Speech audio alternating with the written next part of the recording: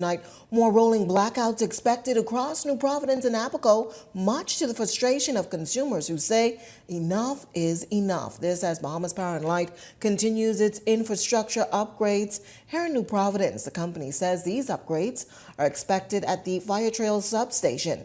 Technicians are reportedly still carrying out some critical testing on a newly installed transformer, with additional functional testing now required before the equipment can be fully brought online. BPL says crews are expected to begin reconnecting both high voltage and low voltage cables later this evening. They provided that there are no unforeseen setbacks. The utility company has not indicated how long the testing process will take, but load shedding will take place in 3-hour intervals. BPL says it will continue providing updates and information as it becomes available from crews in the field. They're again apologizing to customers for the inconvenience caused by the ongoing work. While many businesses and residents have expressed frustration with BPL's load shedding exercise, some have not fallen subject to the challenges. Our Danielle Dean explains in this report. While thousands of residents across New Providence continue to grapple with rotating power outages, one senior care facility says it has managed to avoid the disruptions entirely thanks to a decision made years before the current energy crisis. Paradise In-Home Care Retirement Center, which houses 16 seniors, has operated without interruption during the recent load shedding exercises after investing in a solar energy system 3 years ago. Founder and CEO Clyson Beckford says the investment was never about saving money. It was about protecting some of the community's most vulnerable residents. We have had outages in the past, so I invested in a solar system to help aid the seniors in having electricity through those outages. So it's been tremendously beneficial for the seniors with having a solar system with storage, lithium batteries to help with the power outages and making sure that we have enough electricity to sustain us through the duration. For a facility caring for elderly residents, reliable electricity isn't a convenience, it's a necessity. Beckford says everything from medical equipment to refrigeration depends on a consistent power supply. Among the most important devices are Ripple mattresses used to help prevent bed sores in bedridden patients.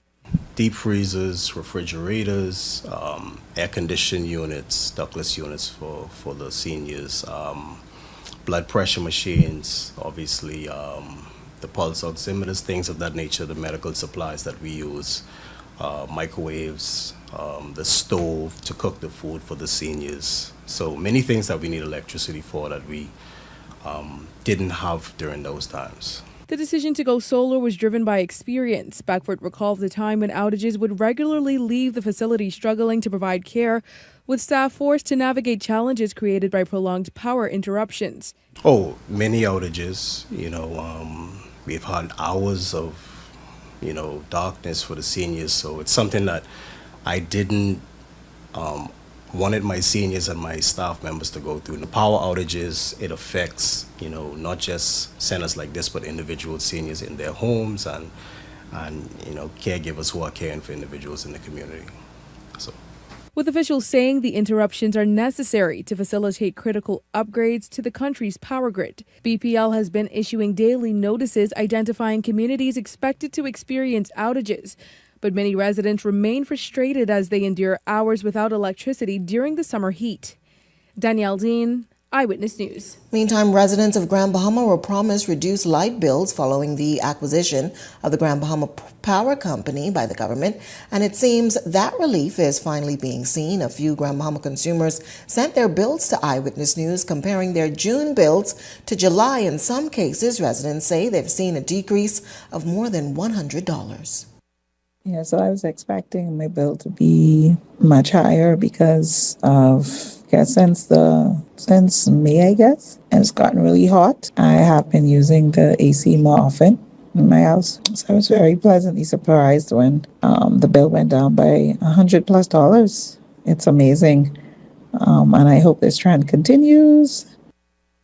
Well, the Office of the Prime Minister is warning the public about a fraudulent message being circulated under the name PLP Empowerment, which falsely claims to offer government-backed opportunities, grants, contracts, and business support through Prime Minister Philip Davis. Officials are stressing that neither the Prime Minister, the Office of the Prime Minister, nor the government of the Bahamas has any connection to the scheme. They're urging residents not to share any personal information or send money.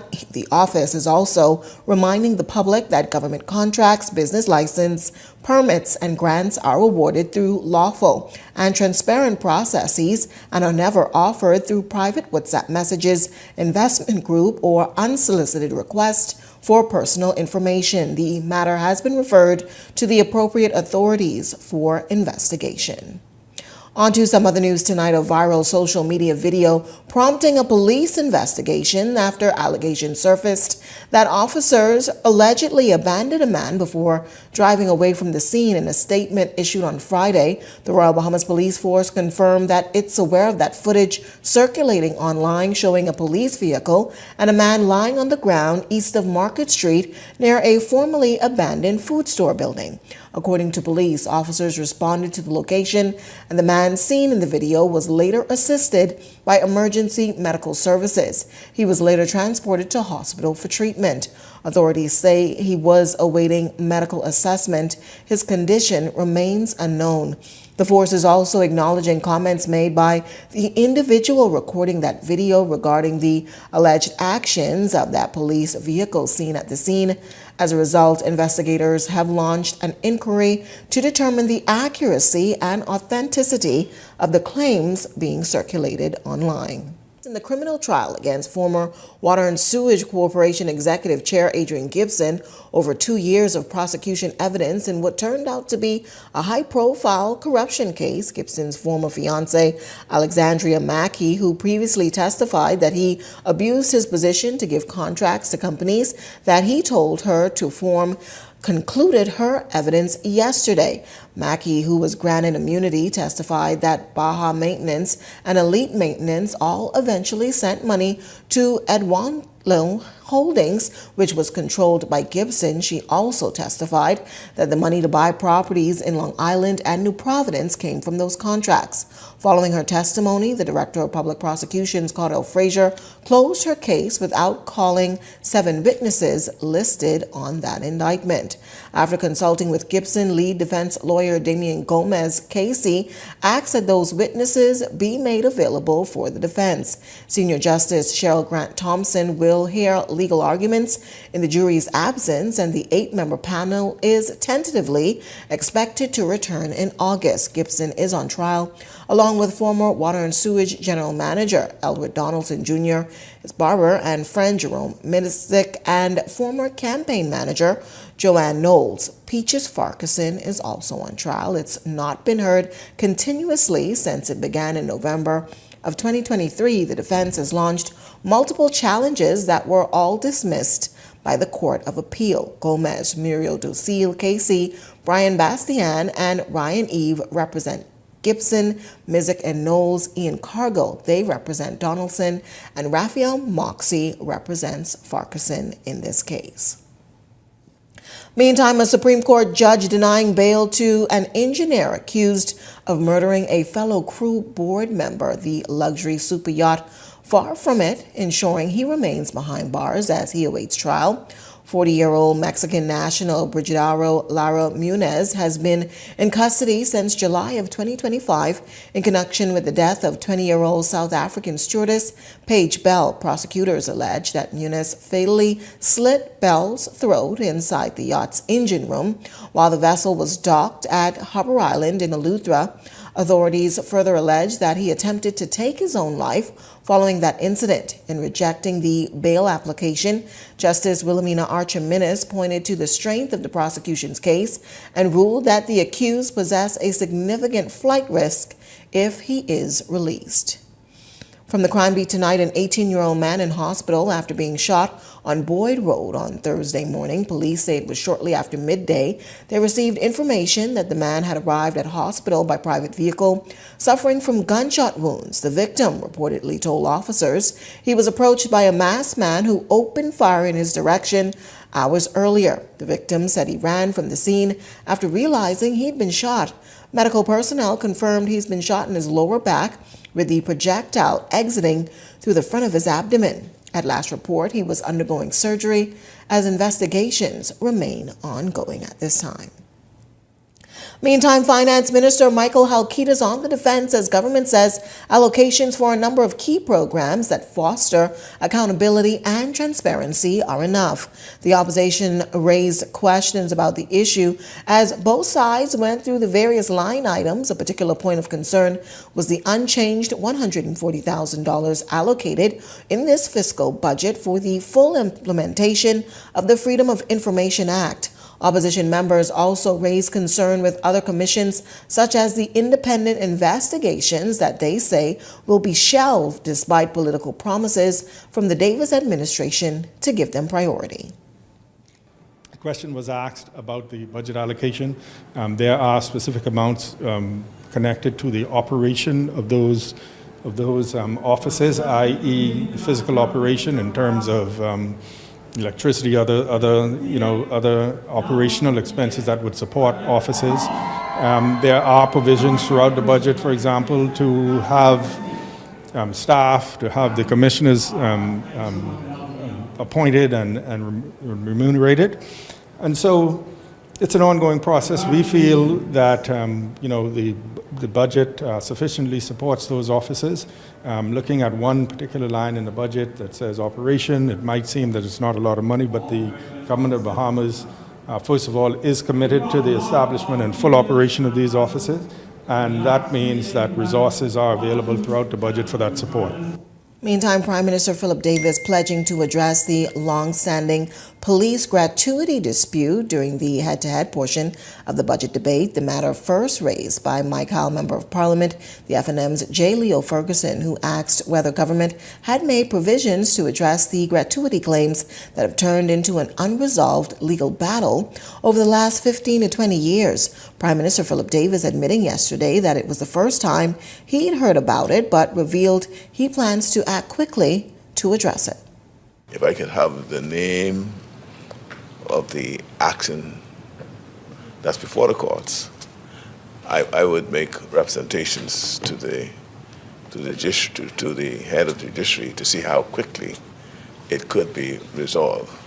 In the meantime, if particulars could be provided to me, I could then take a look at it to determine whether there's a genuine disagreement on interpretation of the circumstances, and if there's none, then then we could see what I could do to move it along. But I also undertake to speak to the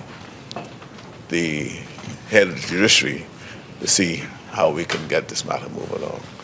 Eyewitness News turning to social media, posing the question, what does this situation say about long-standing public sector issues and how they're handled? 68% of participants voted they should be resolved much faster. 32% voted that more review is needed before decisions are made. 0% voted the legal process takes time and should run its course. 0% also voted that they were unsure. Meantime, record-breaking arrival numbers being recorded in the tourism sector, but those numbers not being reflected in the sector's contribution to the economy.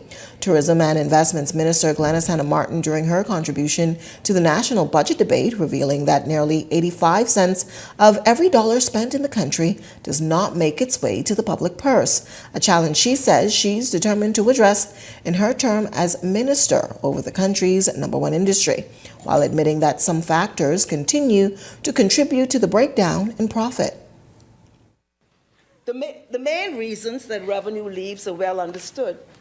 We import the fuel, the food, the furniture, the hotel supplies, etc. Many of the hotels, cruise lines, airlines, and booking platforms are foreign-owned, and profits and management fees are repatriated abroad.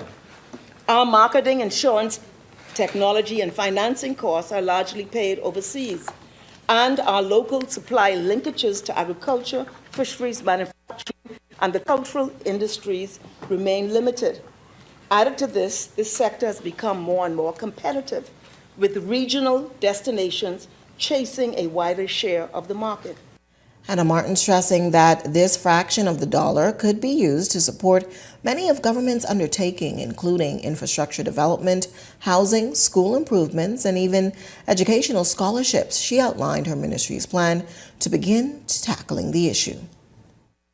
The first work we will undertake, is to assess and analyze this anomaly more fully and to create policies and strategies that remediate it, so that the lion's share of the yield from tourism dollars is domiciled in the Bahamian economy. We improve the product by building the nation. We improve it by increasing national pride and deepening our cultural inheritance, by training and professionalizing our frontline workers and human development, and by securing a clean environment and raising awareness of the need to keep it so that our children inherit. I didn't say the tourists, I said our children inherit a stronger and more progressive country. That is why I have joined forces with my colleague ministers, Minister Lightburn in the Environment, Minister Bryce in Culture, and Minister Lundy in Transport, to bring a laser focus to areas that serve not only the so-called product, but the qualitative state of our nation and our national pride. Well, we've added another access point to make sure you're up to date with the latest news. Follow the Eyewitness News WhatsApp channel, scan that QR code on your screen, or visit our social media pages for a direct link. While you're there, don't forget to follow Eyewitness News on Instagram and Facebook. But if you've got a news tip or if you've seen news in the making, call the Eye News hotline at 397-6397. We also invite you to send your letters to the editor for publication on all of our social media platforms, Eyewitness News Bahamas at gmail.com. And if you're watching on our Facebook or YouTube page, share your thoughts about today's stories in the comment section. We want to hear from you. We're just getting started in Eyewitness News tonight, but when we come back, residents say they've had enough of those soaring prices at the pump. We've got that story coming up. And later tonight, other residents airing their frustration with a fish market dumpster in their community. We've got more on that right after this break.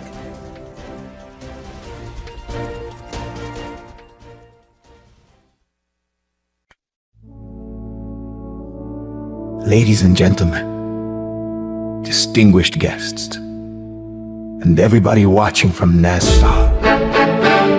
Tonight, we welcome a star. So please join me in welcoming the barbecue rap star, star of the show! KFC, it's finger licking good. Hey, psst, it's me, Cyndi Lauper. Cyndi Lauper, Saturday, June 20th at Atlantis, Bahamas. Cyndi Lauper. Tickets on sale now at atlantislive.com. And it's gonna be a party, a big celebration. Don't miss Cyndi Lauper live. This segment of Eyewitness News is brought to you by EV Motors Fleet Sales Division. For 2026 commercial vehicles, call 821-2403 today. Welcome back. Here's a look at your Eyewitness News gas tracker. You're getting the cheapest tonight over at Shell, $6.89. Esso coming in at $7.07. Rubis, $7.34. Welcome back. You're watching Eyewitness News. Well, gas retailers cautioning consumers for some time now that the prices at the pump were heading up, but reality is now setting in as some residents are now reeling. Our student intern, Delrenee Mitchell, has the details tonight. The rise in gas prices across New Providence taking its toll on motorists, as prices now tip beyond the $7 mark. With prices dipping across the U.S., many are questioning when will the Bahamas feel relief. They say it's progress, right? Yeah, no such thing as progress, especially with the set of people who are in now. It's just hitting everybody hard, to be honest with you. Especially, minimum wage for what it is and trying to survive in this country. It's very hard. In comparison, minimum wage is $6.50 an hour, as gas prices now stand on average of $7.07. This motorist says gas prices are now forcing him to rethink his form of transportation. Well, at this point, I was already talking about getting an electric car, but dealing with gas, it's not making sense at this point to be on the road without some form of figuring out what station you go into. These motorists we spoke to say they are not hopeful that there will be any real drop in prices due to the ongoing tensions and conflicts involving Iran and Israel that have driven up global gas prices, causing a domino effect on goods and services. I try to keep it where people can survive, but how it is, I have to go up on my prices as well too in order to sustain myself. Yeah, because at this point, what you spending to sit in traffic sometimes, it's cheap as you just stay home and cook something to eat. Because everything else going up, so yeah. While drivers have called on retailers to ease the burden at the pump, Basco Bastian, Vice President of the Bahamas Petroleum Association, says that there's little that they can do. And we have to pass it on to the consumers. Our margin don't change, wholesalers' margin don't change, the government tax don't change. It all depends on that first cost and which would either if the price of gas go up or go down, and that's it. Nothing to do with us. He gave these tips on how motorists can save on fuel as prices are expected to continue to fluctuate. This might sound weird, but if you want to make sure that those tires are inflated at the proper level, because the lower those tires are, they put a drag and strain on your car, so you burn more fuel.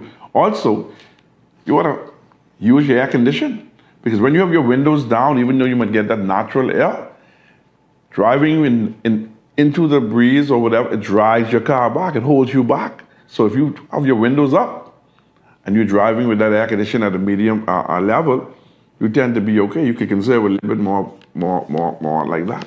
Because people tend to, well, I have my air conditioner, I can burn more gas. Not necessarily. Delrene Mitchell, Eyewitness News. Well, according to Finance Minister Michael Halkitis, the government is paying keen attention to the rising fuel costs and how it can minimize impact on residents. We are looking at ways that we can potentially bring some relief if the situation persists. But as I said, it's a very fluid situation. The oil prices have begun to come down from some of the high levels that they had reached during the crisis, and we are hopeful that that continues to come down and that is reflected at the pump. As you know, the recent spikes are related to the activities in the Gulf to war. Thankfully, there appears to be a memorandum of understanding for a ceasefire to stop the hostilities, and so we're hopeful that things will begin to get back to normal in the fastest possible time. But we understand, with the spike and the nature of our economy, things like transportation, shipping, all of that is affected, and so it's something that we are monitoring. The Minister of Finance, Michael Halkitis, also insisting that the vouchers in question by opposition members distributed to Abaco residents ahead of the 2026 general election were part of a small home repairs program targeted at helping Abaco residents rebuild post-Hurricane Dorian. He maintained that the program is long-standing and that premier importers went through the proper procurement process before distribution, adding that the opposition was only able to comment on the matter due to the government's transparency surrounding the distribution process.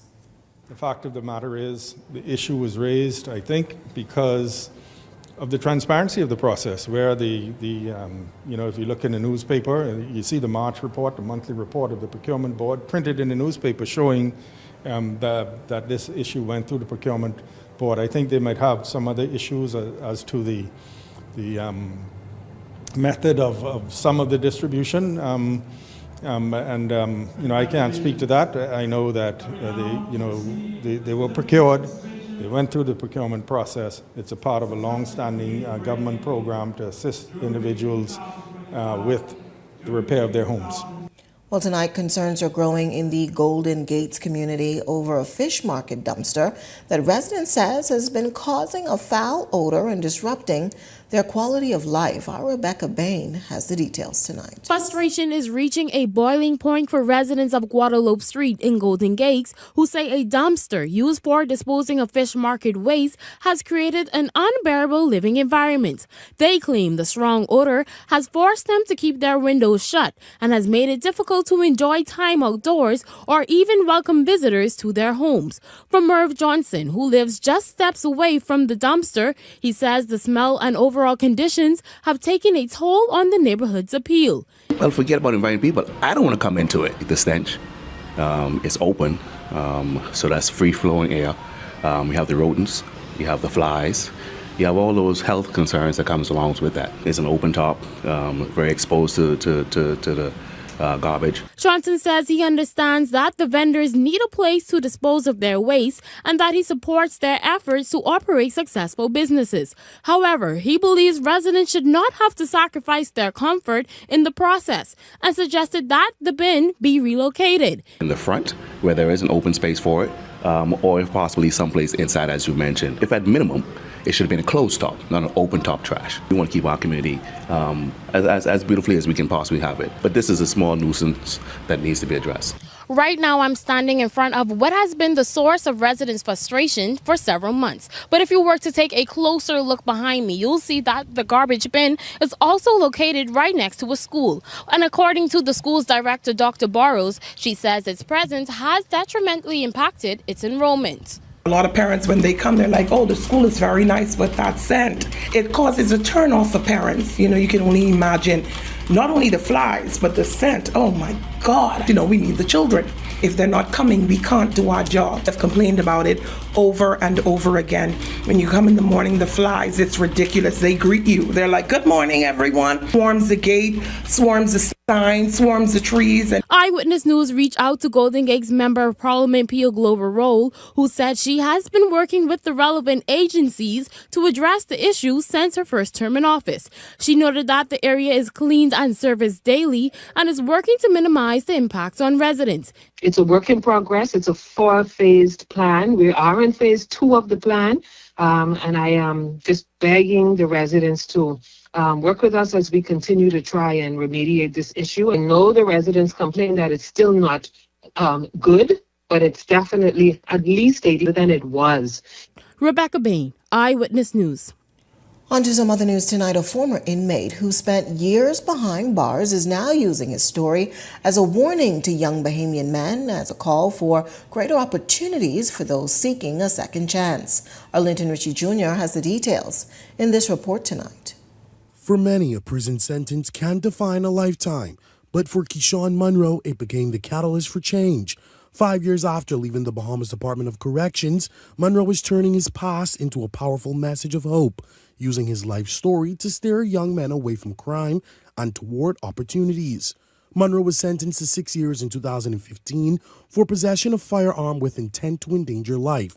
3 of those years, he resided in maximum security, one of the most grueling residential facilities. But how did he make it out? If it wasn't for certain officers who hear words of encouragement, it changed. Because they not also look at you as an inmate, but they look at you as a family member, although they are not related to you.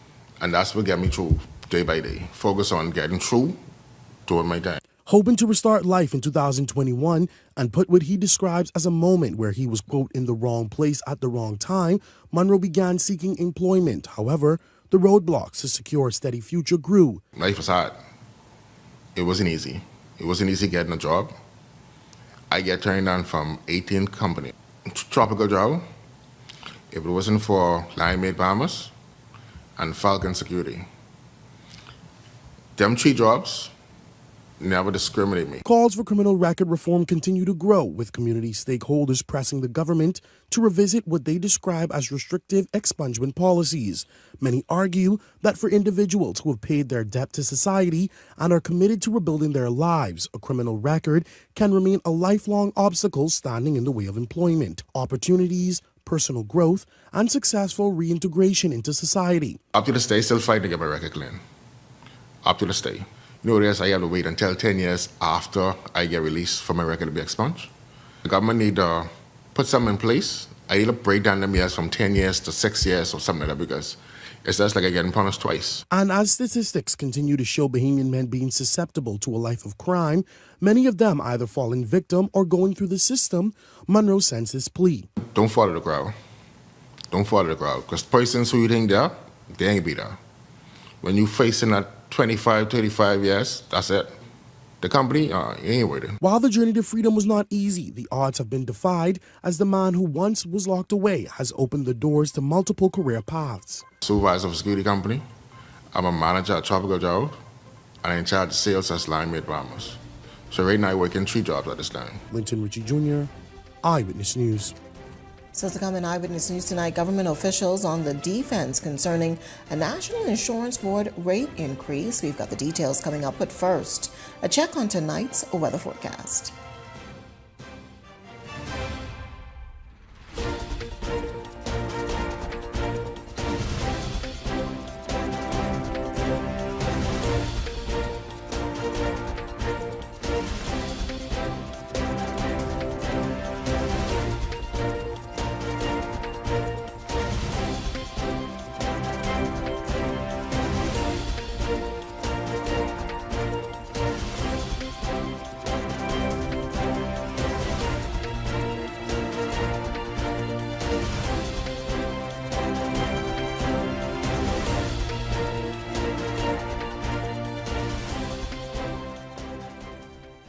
This year, Island Luck Sportsbook sent one of their very own customers all the way to San Antonio to watch Game 5 of the NBA Finals.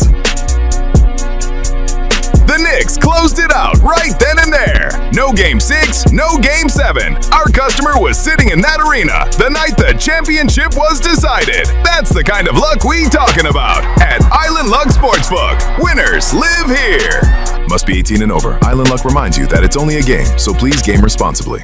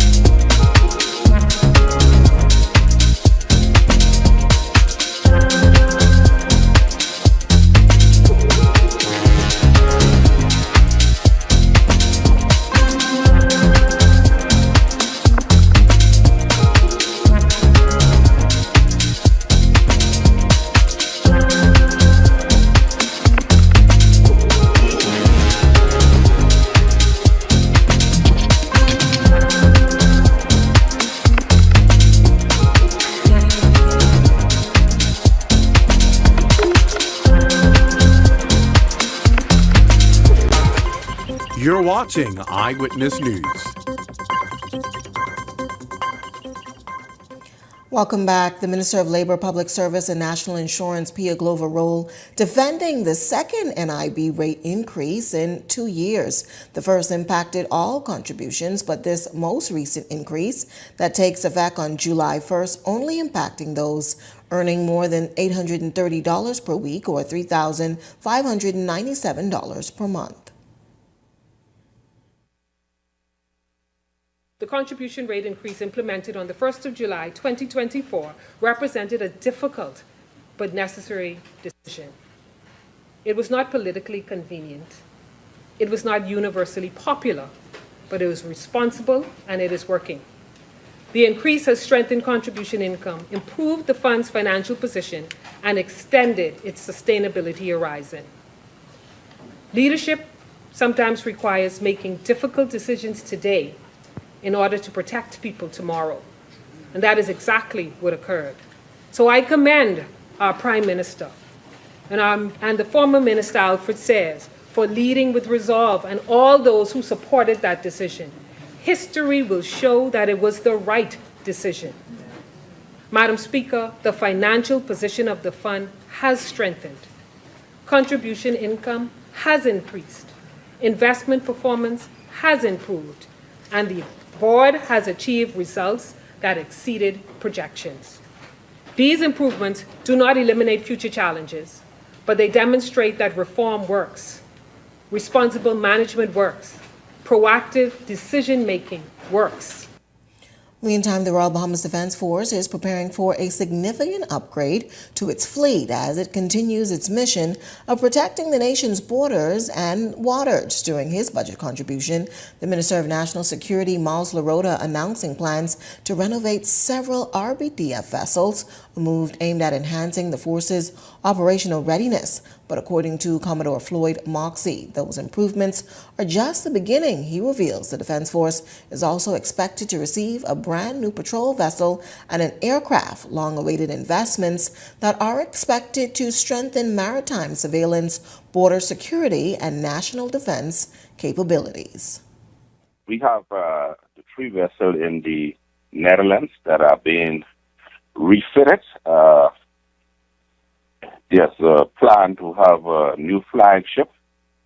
We are looking at also acquiring a new landing craft, and we are populating the islands of the Bahamas with maritime radar, and these will all go to assist us in accomplishing our mandate, which is to ensure that the waters of this country is secure. So to come in Eyewitness News tonight, our Laurentia Smith has your latest check on sports right after this break. Welcome to Paradise Premium Foods, where exceptional taste meets everyday convenience. Right in the heart of Hurricane Hole Plaza, whether you're planning a beachside brunch, an intimate dinner, or simply restocking your favorites, we offer only the finest selection of local and imported goods, handpicked for quality, freshness, and flavor. At Paradise Premium Foods, shopping is effortless, service is personal, and every visit feels like a treat. From gourmet meals to go to organic essentials and indulgent treats, this is your neighborhood market elevated. Live well, eat better. Discover Paradise Premium Foods, now open at Hurricane Hole Plaza, Paradise Island. Paradise Premium Foods. Taste the difference. Edenwell has expanded their testing menu. We now offer blood work, drug screening, and so much more. Our hours of operation are Monday to Friday, 7 a.m. to 5 p.m., and Saturday, 8 a.m. to 1 p.m., located on 11 Madeira Street. We are here for all of your laboratory needs, with fast and reliable lab work done by our friendly and knowledgeable staff. Let us help you take the needed steps to stay in the know about your health. Let's keep working towards a healthier you. Stay Eden well.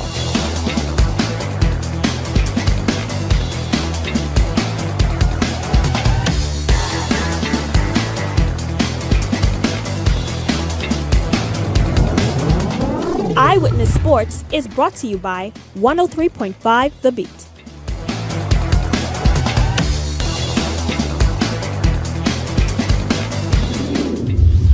Welcome to another edition of Eyewitness Sports. I'm Laurentia Smith. Thanks for joining us. Kicking things off in sports tonight. It's a busy start to the Father's Day weekend for Bahamian sports as action is underway over at the Thomas A. Robinson National Stadium for the B3A's Junior and Senior National Track and Field National Meet, while the Bahamas Baseball Association also hosting their championships this weekend with action taking place at the Blue Hill Sporting Complex and the Andre Rogers Baseball Stadium. Now definitely stay tuned to Eyewitness Sports, all of the highlights on our social media platforms, and a full recap of this week's action. Meanwhile, Bahamian WNBA star Jonquel J.J. Jones continued to deliver on the big stage. Jones held the New York Liberty escape with a 96-95 win over the Chicago Sky, extending their winning streak to 8 games.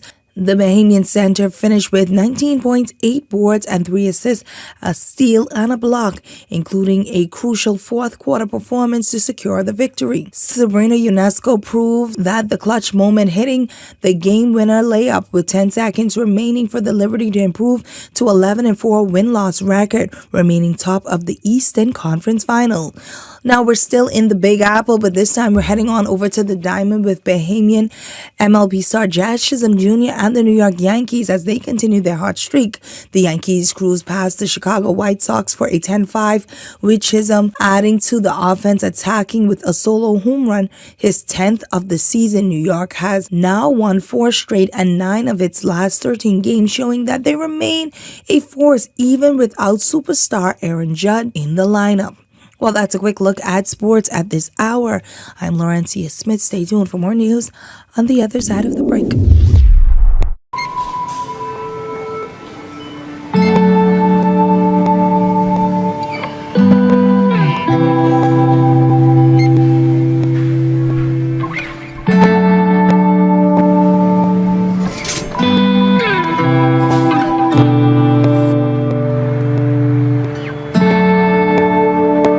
We all know there are ways we can help.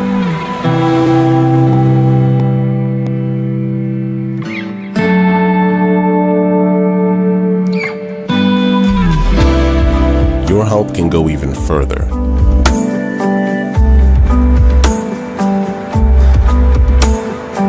Be an everyday superhero.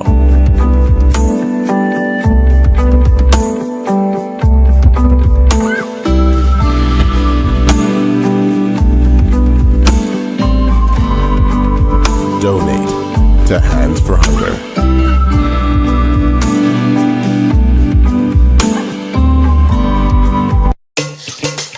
Wealth should not only belong to a select few. At Investar, we believe the door should be open to everyone. We provide options for planning a better future.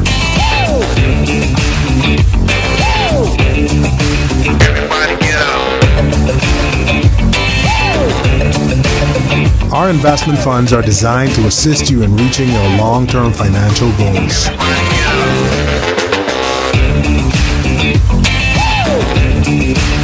Let us show you how.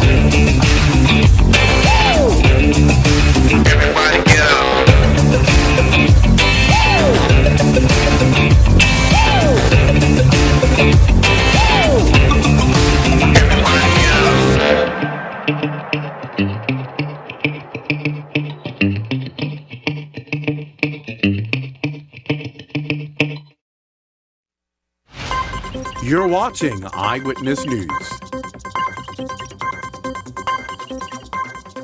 Welcome back. Well, JA Bahamas, it's launching its first paid summer internship program for some 42 student achievers. Funded by a $50,000 RBC Capital Markets grant, the program connecting students from across the country with career-building opportunities. Executive Director Tammy Lackey says through partnerships with organizations including the Nassau Airport Development Company, the Bahamas Institute of Chartered Accountants, Bahamas Financial Services Board, the Nassau Cruise Port, Royal Caribbean Group Bahamas, Leno KPMG, and the National Insurance Board in Grand Bahama. Internship partners include Focal M Global Tech Systems. In Andros, the program is also being supported by Antec BTC.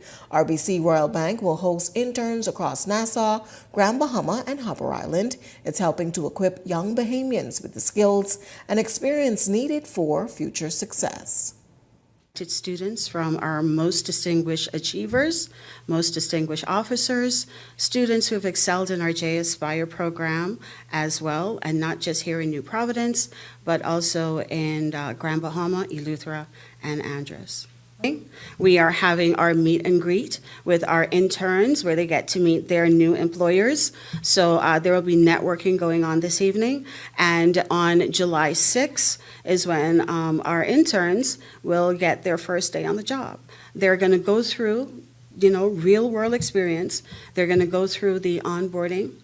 As well as sitting down with their employer just to get a little one-on-one. So they'll go through all of that, getting their police certificate, turning in your NIB, everything that is required for you to have a job in the real world. This is what this is about.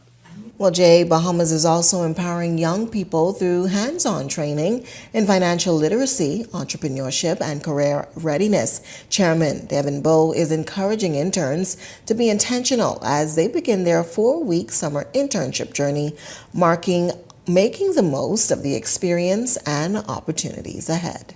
To get as much out of this program as you can. Ask questions. Sometimes you think, okay, I'm going to annoy somebody. No, ask a question. Show them that you are here to learn. Show them that, maybe you as an individual is somebody that they will want to look at beyond, beyond just the 4-week internship program. I'm hoping that they take it so seriously that when the program is finished, that some of those same companies ask them to stay on a little longer for the summer if it's possible. And they establish relationship with those entities, and guess what? Great employees with great attitudes, right? Even at that level, guess what's going to happen for them next? Most of them are going to look at going on to college. Some of these same entities may be the ones who are saying, hey, guess what? I saw Devine in my program for 4 weeks. He was great. Let's follow him. Let's track him. Let's have him come back next year. Well, our graduation feature series continues tonight, celebrating Evans Leonardo Fan from Doris Johnson Senior High School. Evans is being celebrated for being the most outstanding in electrical installation, most improved in carpentry, and for earning a spot in the Honor Society. Congratulations go out for the family and all of your friends. Well, that caps off our graduation segment this week. Coming up and Beyond the Headlines with Shanique Miller, it's a look at all of this week's hot topics. That's coming up in Beyond the Headlines. It starts right after this. That does it for us here at Eyewitness News. It's certainly been a pleasure having you in our company tonight. On behalf of the entire news team, I'm Janae Noel saying good night, be safe, have a great weekend, everyone. Once something becomes the common behavior, it is the common behavior. When you operate at that level, personal emotions simply cannot float to the top. For the average normal person that goes to the store, things like that affect us. They must be judicious in the execution of their duty. Well, I think whatever the nurses want, give it to them. Pages, you know, you do everything on your phone now. You see how old he is? What are we walking back? That Bimini is no longer an island? That's okay, not because what he was trying to he also say. Well, I don't even know what breadbasket anymore either. What do y'all even say? So you want a space. But not just any space. You need something with a little more potential. So how about 1,000 square feet of room to play with? Superb audio and video production capability, digital LED wall, full lighting grid, and about 124 seats to accommodate a full studio audience with so many other features. Make this your home for your next concert, conference, and so much more. Honestly, the possibilities are endless. Here at ILTV Studios, we'd love to bring your next event to life. So what do you say? Do you want our space?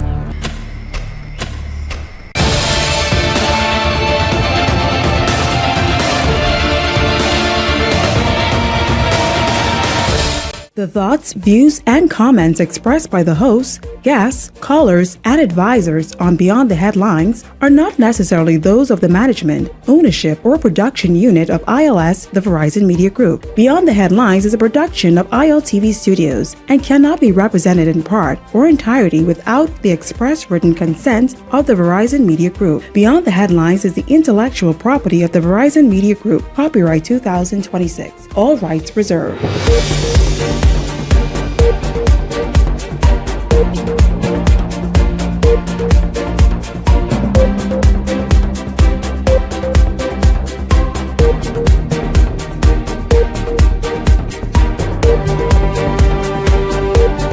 Coming up tonight, the 2026-2027 budget passed in the House of Assembly last night. Also tonight, voters pushing back. We talked about it last night and again this evening on This Week in Review Fridays, pushing back against imposed speed limits in Nassau Harbor and also those liquor license certificates. Yeah, that's right. Business owners are saying, what now? This is Beyond the Headlines. Good evening. Week in Review Fridays. I'm Shanique Miller. It's great to have you along this evening. Well, you've watched it play out in the House of Assembly, the debate for the 2026-2027 budget. The fiscal budget will come into effect on July 1st. Right now, it goes to the Senate for debate before it passes and is ready for July 1st. But The Hot Topics panel themselves have been watching very keenly the budget debate in certain areas in particular. I want to welcome this evening to the show Leslie Miller and Michael Turnquest. Gentlemen, good evening to both of you. Good to have you here. Welcome to Week in Review Fridays. Good evening, Shanique, and good evening, Bahamas. Good evening, colleagues. Good evening, Bahamas.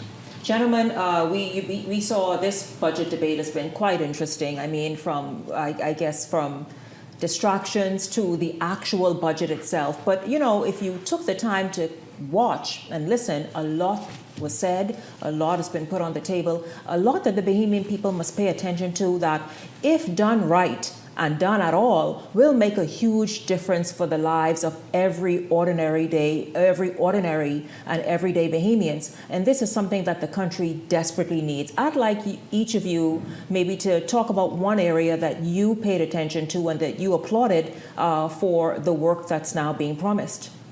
You know, Shanique, I think, one thing that we continue to look at and hope to see, it's been, I guess, probably seeing progress is, in the infrastructural upgrades throughout, that being what is supposed to happen, that being the Family Islands as well as Nassau. everybody as relates to, look forward to improve roads, infrastructure work, throughout their neighborhoods, through our thoroughways, across the breadth of the Bahamas. And I think that's one thing that, we continue to look forward to and see the upgrades coming, whether it be, the bridge in Eleuthera, all of the various things, but allow persons' lives to travel, commute back and forth to be a seamless one. In some islands, some roads are horrific.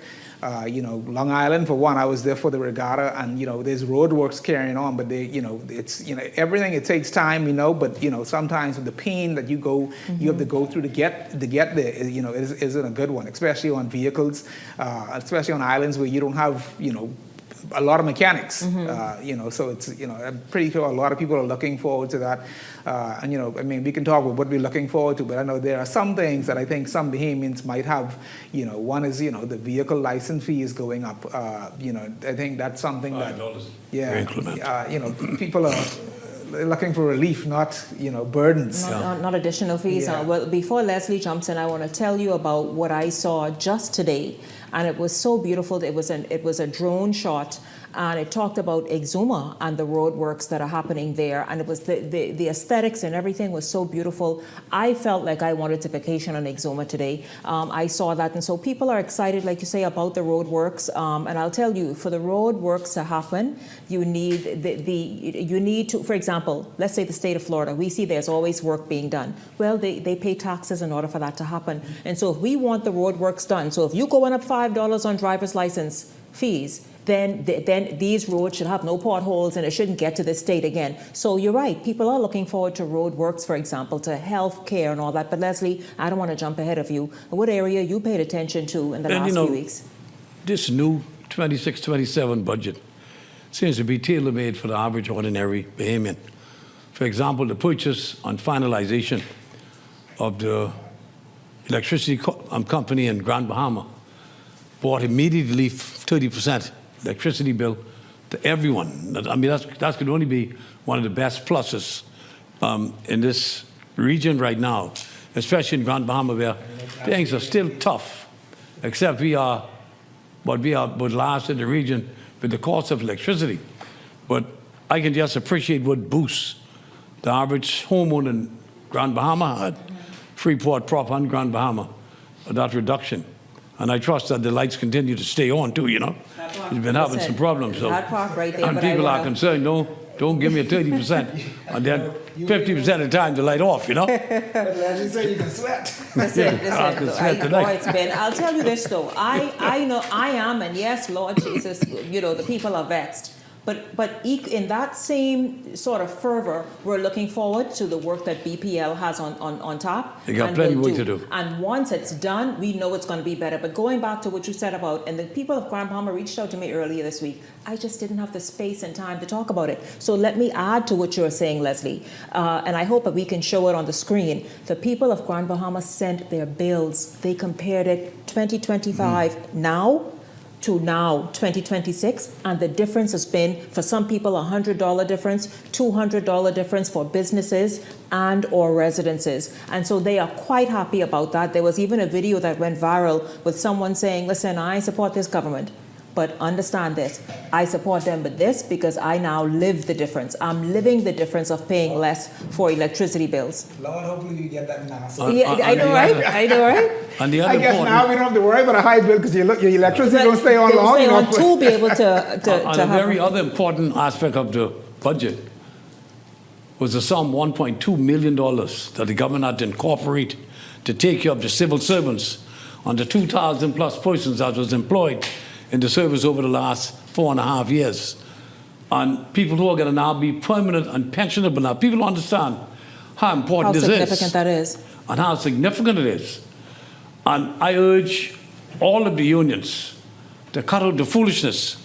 Remember, in every country in the world, even the great United States of America, you pay a proportionate amount to have your safety net, which is when you retire, you could go ahead and get a pension.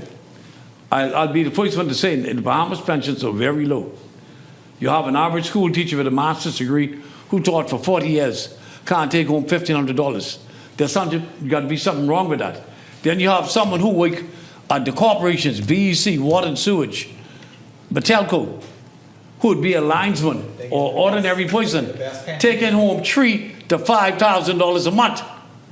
And I always say, and I will always say, they have put such an onerous burdens on the back of our country with the debt that the government has, trying to bring down the cost of life, cost of living in this country. But you gotta realize how bad it has been for the last 50 years of our lives, that the corporations with their employees and the unions have basically destroyed us, because you have one tier of Bahamians working for the government, say guys working in Ministry of Works, Ministry of Health, Ministry of Economic Affairs, Ministry of Finance. Their salary scale is so much lower than those who work in these corporations over the years, that the disparity is so great they can never catch up. And the worst thing is, the government is responsible for a debt exceeding $2 billion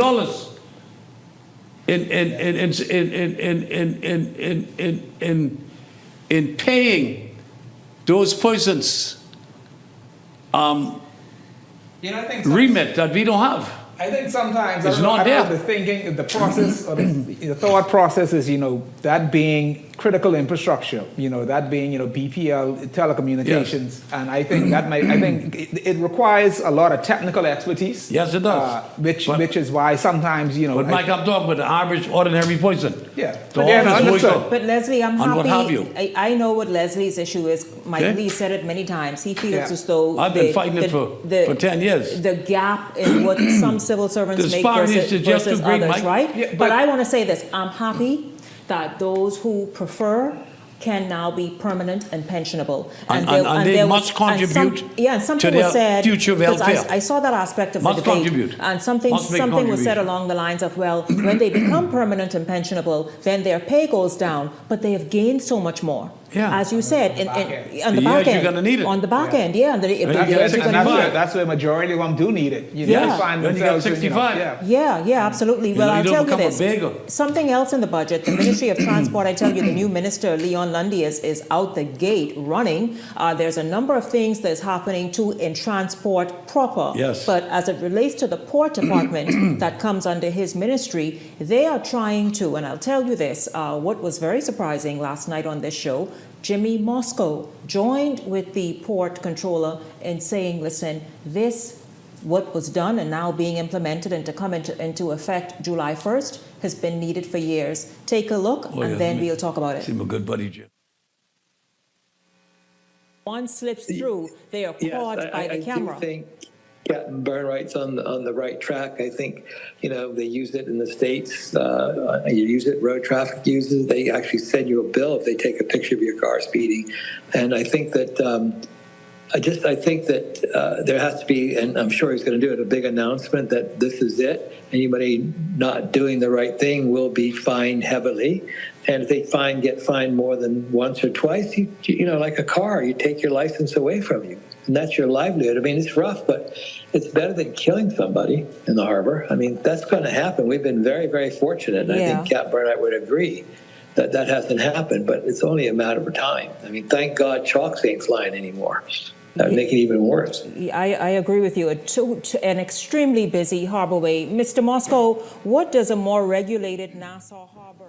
That was last evening on the show. Jimmy Moscow, a major investor and businessman here in the Bahamas, and also somebody who plays a key role as well in infrastructure and all that. And I think he probably has interest in the boating as well. And so this is why he's been calling for more regulation, or not even just for it to be enforced. Now, not every boater or certain aspects disagree. Not that it should be regulated, not that there should be safety, but they're saying 5 miles per hour in the harbor, that cuts away and takes away from, for example, conducting tours. Michael, but they can never go 5 to begin with. Well, no, they're not going 5 because, go ahead, Michael. What people don't realize is there's a science to boats. When you have bigger boats that the load is heavy, they create a lot of wake. When you have a smaller boat that goes at a certain speed, there's almost little to no wake. Speed boats almost create little to no wake when going through a harbor, where they're doing 15, 20 mile an hour. The thing is, it's all up to the actual individual, like being the officers. Some of them who are not educated in terms of, they'll look at speed, but they'll realize or think that speed means wake. It's not so. You can have a boat doing 5 miles an hour. A boat, and there's some heavy boats out there that go to certain islands. They create large wakes. If they do 8, 10 miles an hour, it creates wake out of this world. And this is what I think you want to make sure that... because this is what the port controller said, Bern Wright, who was also on last night. Who explains it every day. Right. Yeah, he said, listen, you can massage that. They can go 7 miles per hour. They can maybe even go 9 miles per hour, 10 miles per hour. But as Michael is saying, a big boat going 10 miles per hour may create the kind of wake that's destructive. And I know of certain. I don't want to call the company's name, but there are certain boats that do transports every day, 3, 4, 5, 6 times a day. When those boats go through the harbor, they could do 8 mile an hour, 7, 6, 5 mile an hour, and they will still create wake. I mean, because the boats are heavy, and when they're loaded, they create heavy weight. The thing is, you have to ensure that the officers who are enforcing these laws, they are educated. They are educated enough to make a sensible determination whether a boat, just because a boat is doing 30 mile an hour doesn't mean it's creating big wake. You have some speed boats go and make 40, 50 mile an hour and make almost no wake because there's only 2 engines, a little propeller, and some of them... they sit on top of the water. And they sit on top of the water. Yeah, but this is what these people do not understand. It's a science to everything. And it's all about load. It's, some boats, when they're not even loaded, they create wake. But Leslie, do we agree, though, that the harbor is so small and it's just a certain portion that they're talking about where you must exercise this, that for safety reasons and cost to businesses, because I understand wakes, which is the wave and the motion and all that, can create quite significant damage for the marine and boats and other things there along the harbor. For boats that are parked at marinas, there's always a challenge, and that's why sometimes when you get right off of the tip of Ocean Club, where most of the marinas exist, there's always the common rule is you slow down. You come down to a speed whereas though there's basically little to no wake at all. Right. Anything past what we call Atoll Island, which would sometimes, depending on how, because it's a channel, you can't go too close to the eastern end of the island because there's a lot of reefs. So most of the time you stay close to Atoll Island, then going towards Porgy Rock, which is kind of the open, deep water, which most boats travel. And by the time any size boat, whether it be a yacht, by the time the wake get all the way to the eastern point of the island, that being along the reef side, there's almost the waves kind of break down to almost little to nothing. But once you get to the point of Ocean Club, that's where a lot of boats cause a lot of ruckus and issues. So what Mike is saying, in those zones where you have a lot of traffic, you must slow down to enable the boat to be firm on the water and not to affect other drivers in the same area. Yeah. But the Moscow's family has made such a wonderful contribution to our country over the last 70, 80 years, especially Brother George, God bless him, who was like a father to me, and his precious wife and John, who has passed. Jimmy has been in the business now. He took over from his father, 30 years ago. And this is a man who knows the sea. His business is the sea with other companies that he have associated with water, with building bridges and the like. And he is saying so much in his time. Because some of these guys are so reckless. We know, and you know, how reckless they are. And some cause it make it bad for others. Exactly. They're reckless, and they don't care about human life. But you know what happened when this was implemented last couple months ago? What they were doing, which I found to be very disingenuous, when they actually were booking boats, they took them back. They almost impounded the boat and saying we would not release with tourists on the boat and would not release boats until you pay the fine. And that became an issue. That's a part of it. Right. You need to you give a fine, you give it to the individual, and you let them go along their merry way, and you log that into your system. Yeah. But you should not be impounding boats based on somebody's. It's the same thing as you get a speeding violation on the road. Exactly. You get a ticket and you're sent along your way, but at the end of the day, if you're caught again and you have a warrant for your arrest, that being with you on land or water, you're then arrested. That's the way it's done in Florida and other places. They have different people on the boat, different days. Yes. And the fella can lie on each other. Many of whom who don't know. And you have a problem. But the ticket doesn't go in the company's name. The ticket goes in the individual or the captain's name. Okay. And that's the way it works. And you know, it's the same way. They ain't got the money to pay the fine. At one point in the road traffic, they used to take the name of the disc plate, but they don't do that anymore. No, they book the actual individual who is driving the car or driving the vessel. But now the issue is making sure those who are going to be issuing these citations or tickets are well properly trained to make a sensible determination whether there is wake, there might be speed, but there might be no wake. And this is what we want to make sure that I think a lot of people do. But I think you also want to cut down on the speed. We know Nassau Harbor is extremely congested now. I mean, there are mail boats, there are fishing vessels, there are tour operators, there are yachts. No, I mean, you don't want to see nobody going through there doing 50, 40, but I think a comparable speed is 10, you do 50 and 20 mile an hour once you pass a certain point. Yes. Even if you zone it where you said after Ocean Club going east, you can increase speed to going up to X amount, and kind of put, just how they have that green zone, that map that they laid out, put a green zone. Hey, this is the 5 mile an hour zone. This is the 10 mile an hour zone. And here's a 15 mile an hour zone that allows you to get out a little faster. Absolutely. Absolutely. But I think Leslie and Michael, what they're promising to do, signage. So who knows, they may do something like that. Cameras to accompany those. So we will see, because we're going to stay on top of this. Michael, I also know next week we're going to look at those liquor licenses that we started talking about and discussing before election. That's a nightmare. That is a different thing that's proving quite interesting. The liquor for certificate business. is what they, and you cannot, if you do not have your liquor certificate, you now do not get your business license. But you how does the Chinese get it? I think all of them are maybe licensed by now, but who knows? But how the Chinese get it? The agency who's selling liquor out there? Food stores. The issue is the agencies are so disjointed that it's almost impossible to get this new liquor certificate.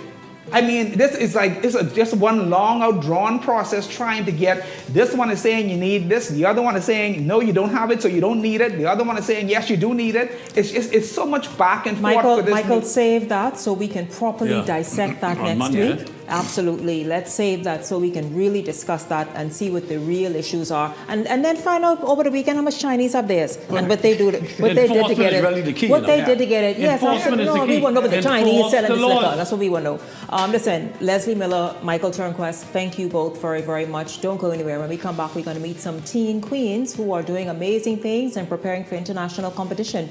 Beyond the Headlines is back right after this.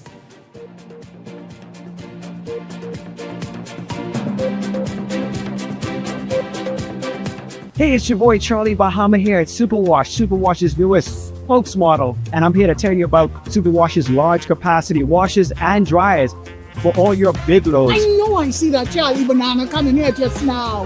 Uh-oh. Luckily, it's also big enough for me to hide it. I thought he was right over here where these large capacity washer and dryers is. They're big enough now to handle your big loads, Yeah, like you can put on your blanket. But just look at those. Somebody forget to turn on the dryer. Oh, stop!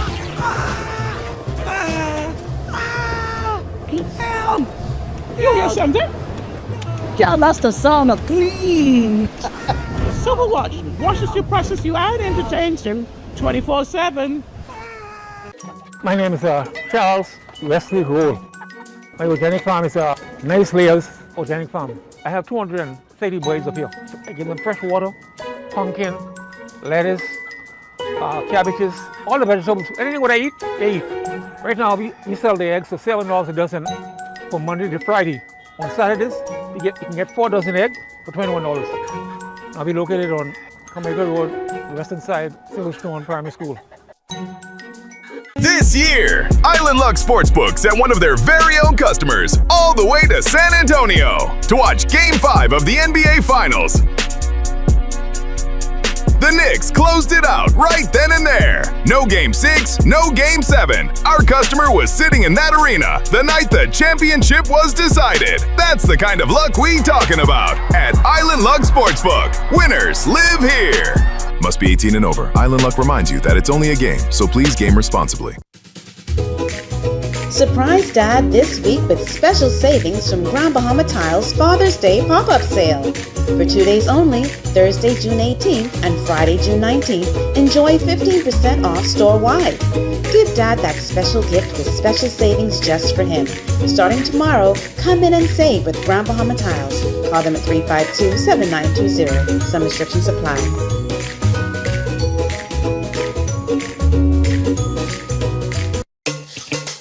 Wealth should not only belong to a select few. At InvestStar, we believe the door should be open to everyone. We provide options for planning a better future.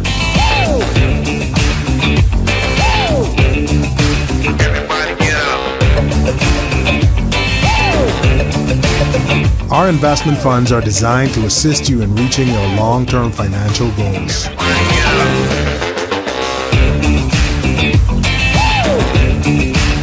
Let us show you how.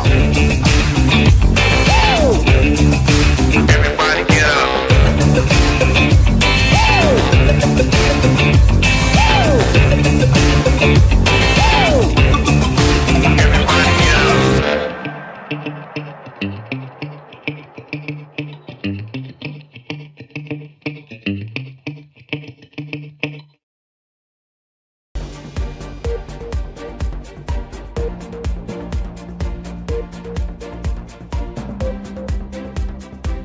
Welcome back to Beyond the Headlines. It's great to have you all tuned in this Friday evening. Well, pageantry in the Bahamas is still alive and very active. In fact, I have a studio filled with teen queens who are preparing for international competition. So I don't want to at all take up much more of their time.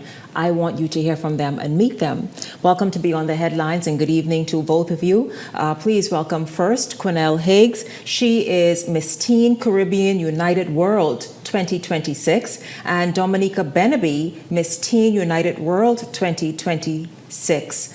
Ladies, first of all, congratulations to both of you on these huge and magnificent crowns you're wearing. That means that you went out there and you did the doggone thing. But it's good to have you both here. Good evening to you.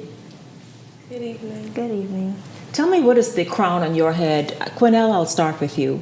What does this crown on your head represent as a teen queen in the Bahamas and preparing for international competition? Well, thank you for that question. This crown represents poise, resilience, and integrity. Thank you. And how about you, Dominica? You both beautiful crowns, look quite amazing, and you walked in the studio with such confidence this evening. What does that crown represent for you? Well, the crown represents my confidence. I am currently building up my confidence, and as I prepare for internationals, I plan to continue practicing how to walk in heels and how to get better with public speaking in order for me to compete.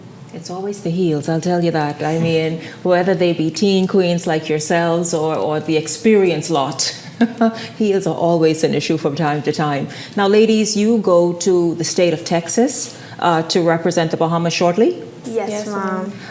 When is this competition and where in Texas? It is in Texas, Austin, Texas, September 4th to the 6th.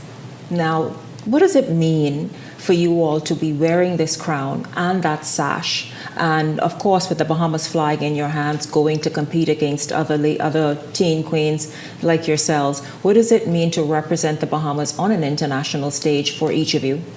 Well, I would say it means to have confidence, always believe in God, and be poised, be brilliant, and just having fun on the stage, basically. Well, for me, the crown and sash, it represents that I get to make my country be a part of something big on the international stage. It gives me the chance to, get confident and to also put my country out there for modeling and as well as pageantry. What has been the most rewarding part of your journey so far? I mean, you all have, I think one of you have held the crown for the last few months and one longer than that. What has been the most rewarding part of this journey? I would say being crowned again, being the newly Teen Caribbean United World 2026, and just given another chance to represent my country 2 for 2. Yeah, absolutely. How about you, Dominica? Well, for me, it gives me the confidence to put myself out there, as I am a recent graduate with honors from St. Augustine's College. Oh, congratulations. Thank Pretty you. and smart. Thank you. Pretty and smart. Yes, sir. Yes, oh yeah. So it gives me that opportunity to put myself out there as I prepare for the real world. And it also brings out that you can do anything that you put your mind to. Awesome. Ladies, congratulations once again, and do well in your international competition. We want to hear and follow up with your pageant directors and, of course, with you to go out there, certainly right before your pageant, before you leave, come back and let us know, let us see perhaps how you plan to culturally represent us. But it's good to have you all here this evening. Thank you so much for having us. Absolutely. We're going to bring in the other lot. I'm continuing my conversation with these wonderful teen queens here in the Bahamas. In fact, these are the other two you met a moment ago, and now the three of them are newly crowned and they're getting ready for international competition. Joining me now are Dominique Beneby, Miss Pre-Teen Bahamas Globe 2026, Malia Thaka, Miss Teen Bahamas Globe 2026, and Michelle Wilson, Miss Bahamas Globe 2026. Ladies, good evening to each of you. You all look stunning. Welcome to be on the headlines. Good evening. How has your reign been so far? So far, my reign has been extraordinary. I've made new friends, I've talked to new people, and I'm really starting to talk with a purpose instead of just talking and talking. But which is good, I mean, listen, words or excessive words are good if they have meaning behind them, right? How about you? How's your reign been? For me, I can say I kind of became a celebrity overnight. I am absolutely enjoying my reign, and I am grateful for all the opportunities and experiences that come with my title. Well, for me, my reign has been an incredible experience because it has given me an opportunity to be able to elevate my responsibility and my communication skills. And it also has been a fun experience because I get to experience a lot of aspects about pageantry alongside my newly crowned sister queens. Oh, that sounds amazing. When you say sort of discipline and duties, you mean in terms of carrying out the duties that come with the crown? Yes, ma'am. Super. Now, ladies, what's been the highlight so far for each of your reign? And maybe you each don't have to, maybe you, Miss Preteen. What's been a highlight for you so far? For me, it's when I go out in my crown and sash, and the little children, they're like, "Mom, she's a queen," and then I just get all happy inside because now I am inspiring someone else to say, "I want to be a queen too." And you're also reshaping how young women have kind of presented themselves in the Bahamas in recent time, right? How about you, Miss Teen Bahamas? Let's just talk about that. Are you encouraged, discouraged, more motivated than ever, perhaps, to be an example for your peers who have been seen to kind of have different influences that don't look the best every time? Well, I can say for me, I enjoy representing a purpose that is bigger than myself, For example, my platform is Environmental Stewardship in Action, and it's my commitment to actively care for and protect the natural environment. So I enjoy educating others and getting them to have hands-on experiences with the environment and actually helping do something positive in society. Okay. Now, when you go, Miss Bahamas, when you go to, and by the way, they're going to Mexico. This group, they're off to Mexico next month. You will hear more about that in a moment. But Miss Bahamas, when you go to Mexico, what is one thing you would want the other contestants to know for sure about the Bahamas? Well, one thing I would like the other contestants to know about the Bahamas is that I really want to place emphasis on the rich traditions and the vibrant heritage that the Bahamas holds as a nation.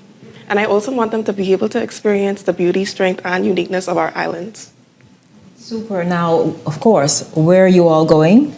Aguas Calientes, Mexico! Let me tell you, they got that so right. They got that so right. And you leave next month, yes? Yes, ma'am. Now let's talk about the week of pageantry and the week of competition that's going to be happening. What do you want the judges to be able to understand and appreciate from each of you on the stage in Mexico?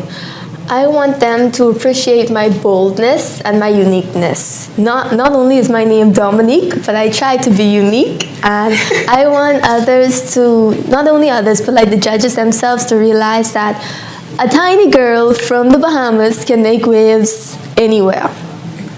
I love that. How about you? Well, piggybacking off of what Dominique said, I want the judges to know that we have so much talent, discipline, and intelligence in the Bahamas, and we're coming to show them that. And how about you? Also piggybacking on both Malia and Dominique, I would like the judges to know that the women of the Bahamas are just as capable of achieving excellence internationally, and it showcases that us as Bahamians, we could be able to inspire future generations to dream big and believe in themselves. So meanwhile, as we wrap up this segment, ladies, I want you each to talk about what is your dream for young women in the Bahamas in particular who, as I questioned to you before, who sometimes show up in all the wrong ways. We see the fights on that go viral and the video clips and the rest of it, and just so many undesirable behavior that's going on. What is it that you want them to understand and appreciate and know about themselves? I would want young ladies of the Bahamas to know that you are blessed. You are born in a country with little to no problems. So you should not be fighting. You should learn how to represent yourself and your family with pride, because who knows where we would be anywhere else. So stick to yourself. Don't get in fights, because those things can affect you in the long run. What I want them to know is you are capable. You might not have all the resources you need, but failure is better than no attempt at all. An example is sitting right in front of you. I got it right on the third try, and now I am here, so you can do it as well. Reach for the stars. If at first you don't succeed. Yeah. Very good. And Ms. Bahamas? What I would want the young women to know is that I want them to recognize their worth, and I would like them to be able to present themselves with poise, grace, confidence, and excellence, because confidence and excellence could carry you a long way in life. So being able to carry yourself with grace and confidence, it would not only be beneficial towards you, but to the people around as well. Absolutely. Ladies, congratulations once again. Good luck in Mexico. Bring the crown back. Yes. Come here with a little more Spanish under your belt, and let's have fun. And we would love to celebrate you when you come back. Thank you for stopping by. And of course, to Dominica and Quinnell. Thank you both as well for being here. Beyond the Headlines is back right after this.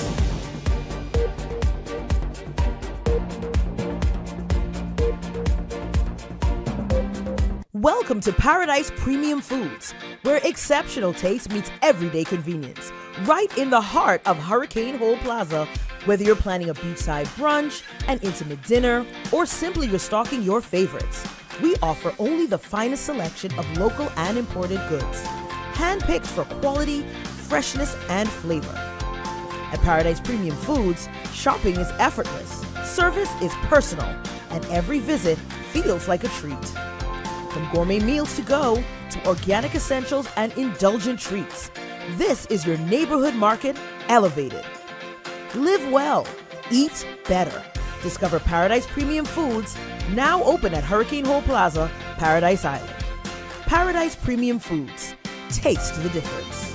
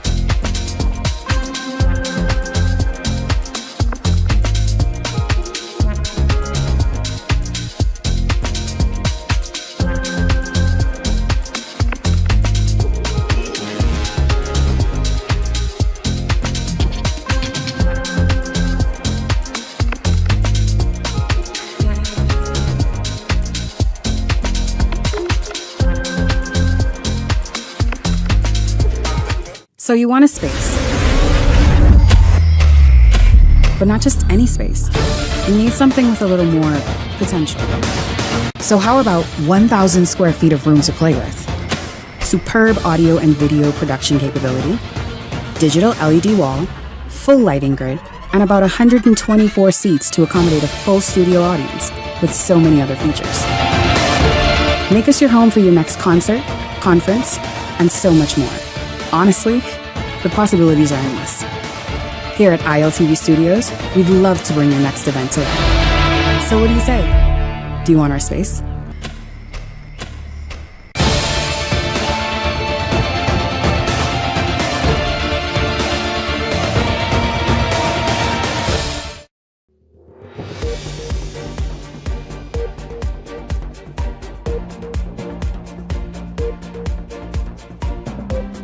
Welcome back to Beyond the Headlines. Of course, we saw those teen queens who were here. Quite impressive, aren't they? Well, good luck to them. Now, so get this, you all, it's Friday. And I love when the Hot Topics panel, when they do this. So they decided that they would stick around because they want to talk more about the 2026-2027 budget. And also, you heard us kind of talk about it, the liquor license or liquor certificate and what the new requirements are. So Leslie and Michael, thank you for sticking around. Good to have you both here. Michael, I know you wanted to really highlight first, before we get back to the Chinese license, to the liquor license, to the liquor license. But I know you wanted to Chinese talk about have a lot of stuff now. They surely do. I know you wanted to really talk about the beaches and parks and how that's part of this budget and what was announced that you were looking forward to. I think I'm looking forward. I think there was something that was mentioned as relates to them tackling, I think, 3 to 4 parks. I don't know if it's per year or how often or per quarter. But I just wanted to. I think there needs to be a lot of focus there because we've seen where we've had a lot of derelict parks in the past, where they'd be abandoned, not even almost like abandoned, some of them. But we really need to give the younger ones some place that really they can take pride in, and hopefully they would be innovative and start putting artificial grass in some of these on some of these parks, whereas though we don't have to worry about whether it's being lawned or not, but do it really nice where it gives kids really that sense of I really want to go with them, mommy. I really want to go with them and play. Where you can have kind of it's bring necessary. that Green spaces are necessary. Back and let's talk. You say the community feel. Let us then for a moment, because I know coming up on Sunday's newscast, we're going to be talking about Sabas on homes in Fort Charlotte. We know what he's been doing. He's hit the road. After being elected, he's hit the road. And green spaces has been a key part of what he's been doing as well, to, just as you said, to make sure there's community throughout Fort Charlotte. I mean, even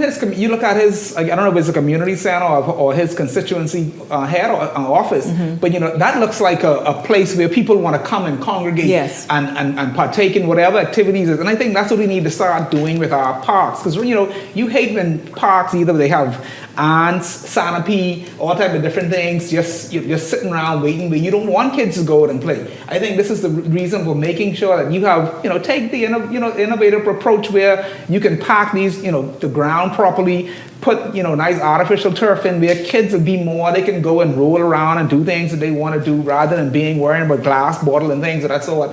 Where you have artificial turf where you can see all of the imperfections, whether it be a glass, you can have someone go there and sweep up and clean up, things of that sort. So I think, just what he's doing, hopefully, the chairman of Beaches and Parks they take that approach, but really put some love into these parks and put really heavy duty equipment. But that is what I wanted to say to you, because there is a new chairman, Leslie, as we all know, and Mikhail Bonnaby was here recently before, obviously, the election and the reassignment, and he said, listen, the wear and tear also would have a lot, meaning it's heavy usage on, for example, Goodman's Bay. People go there and they use those equipment, and that's why it would break down, Leslie. But they have to go out and look. To me, they have to go far. And I mean, you look at some of the equipment on some of these U.S. parks and things like that. These things they stay there for yes. Yes, they meant to last forever. I think one of the biggest problems we have with regard to parks, and I welcome the new chairman of Beach and Parks in his new position. Hope that he would be able to work with everybody in a meaningful way. I think, I went to high school in the United States of America in Florida. And when you mentioned park, you're looking at a wonderful, beautiful place, at least 2 to 3 acres of land. The government has to impose themselves, especially the Minister of Housing, on these derelict lots that we have in New Providence. A hell of a lot of them. I'll give you a good example. In 5 Pound lot, there's only 1 park in all of Camp Road, the whole area. Opposite Uriah McPhee, less than 100 by 50. And that's not a piece of garbage, really. That's not much but of a park. Up there opposite the church in 5 Pound lot, there's a 2-acre plot that would try to push the government to just take the park. The property's been sitting there vacant for at least 100 years. People have to now start looking at bringing up these young kids in the right manner with so much fighting in the schools. Look at the last couple of weeks what we saw. Little kids just disgracing themselves, fighting. Ben, Dave, and I go through these areas like Camp Road, St. James Road, Baintown, St. Mr. Miller. I think they give us a park. There's a hell of a lot. There's a big piece of property right there in Baintown. Charles Carter, God bless him, and his family left. And the property next door is theirs. What it comes with 1.5 acres. Government's going to buy those property, purchase the property, give them a fair price, and put a rail park to let these kids enjoy a life after school. Green spaces are shown to decrease stress. It makes life happier, make you healthier. The developers. The developers can't give you one damn lot to have a park. And put the It's got to be a minimum of 1 acre to 2 acres. And put the right equipment. And put the equipment on there. The right equipment. You have to do it. Absolutely. You have to force them to do it. And the churches too got to get involved and rent like the government on Gladstone Road. They give the churches 2 or 3 acres of land. It's always in the pastor name, by the way. Okay? And they don't have no open space there for park areas. That's a topic for a different day. But everybody got to make a contribution. I agree. Because you can't take. You got to give. What I'm saying. And on High Road now, every 5 minutes there's another church. And these guys building these monstrosities. You mean Gladstone Road? On Gladstone Road. Gladstone Road is a joke that I want to go in the back by. In the back of South Beach there, with Faith Avenue, that connects into the one by the Learning Center or something like that. There's like a church. Every lot is a church. Headed back to where they have the. That's where the money is. I take it now, but kind of get myself a little church. Can't start off little, man. You got to start off with a big church. First of all, to be impactful, your church got to be a certain size. Not yet. And then I get one church when they got the States, man. What is it called? The new churches in the States. Mega churches. No, they got a term for them. Like the brother who got in trouble the other day. Mega churches. Mega churches. They call it mega, man. What they teach you, they don't teach much about God. They teach you how to give them money. And how when you give them, you can help yourself. You can't be a giver all your life. You got to take them. You got to give. You got to give something. You got to give a little something. Listen to me, gentlemen. You all leave the things of God. That's listen. These fellas in the hold on. That's the 85% of the churches in Bahamas, the pastors, already sat with God. They say, "Sir, you up there. That's your heaven up there. This mine down here. And when we meet, we'll discuss it." I'm convinced of that now. Half of them, you can see God's shadow. Forget his face. And they don't care because they live in their heaven right here on earth. Only the pastors in the Bahamas? In the Bahamas, all of them. Oh, But Lord is the same voice. Because they copy them. Because Lord went to school over there. Yes, yes, All right, and they brought the bad habits right back here. Right back here, I tell you that. Okay. Gentlemen, the liquor license, Michael, this is something that you have found firsthand. It can be quite cumbersome. Something that you have to go all over the place trying to get done, and still when you think you have it all in hand, you're told you need one other thing and to go to another agency. What is the issue? I think the issue is when they thought of this, they didn't think this thing through. I think what they did is they want you as the business owner to do all the heavy lifting. And what's happening is that you have to go and get your environmental health approval. You have to go get the fire and safety. You got to go to the police report. You got to go to physical planning. You got to go to Ministry of Works. You got to get certificates and then health. And then you have to, they have their requirements in order for you to get your certificate. Then some of their requirements, they're asking you to go back to inland revenue that they need some requirements from them. And then inland revenue is saying, hey, you in your particular case, because you're an incorporated company, you don't have this particular reference number. So when you go back to the other agency, well, here's what inland revenue told me. They'd be like, well, no, we can't do without that. Well, here's the email from inland revenue. Here's what inland revenue is telling me. But hold on, man. But didn't they say they were easing the way we do business in the Bahamas? What happened? I don't know what this ain't no ease. This ain't no ease of business. I can tell you right now. This is something the Chinese got liquor on their shelf and they sell liquor. Do they go through the same thing? And how can Chinese sell liquor in grocery stores? Yeah, grocery store. You eat and then I get you drunk at the same time. I remember some years ago, I was operating a franchise and I was trying to get a liquor license for that. Man, I was jumping over water trying to get this liquor license. Still didn't get it. I was not approved. And then when you look at the Chinese get liquor, selling liquor everywhere. You get some people selling it in gas stations, some people selling it but they figure out all of the loopholes. I don't know if the people inside the ministries help them or not, but they figure out every loophole to get a license or how to sell liquor. So what is it? Who have you spoken with? Who is in charge of this? Who now is in charge? Who does this come under? At this point, I have no idea who. I mean, I think it came under, Economic Affairs. I think that's what it came under. That's Mike.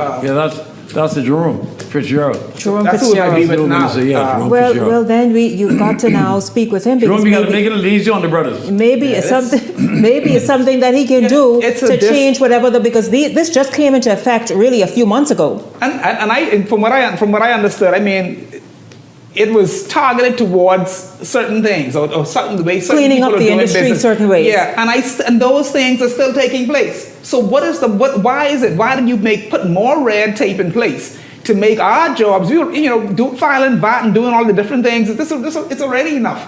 You add another layer of bureaucracy that we got to jump through.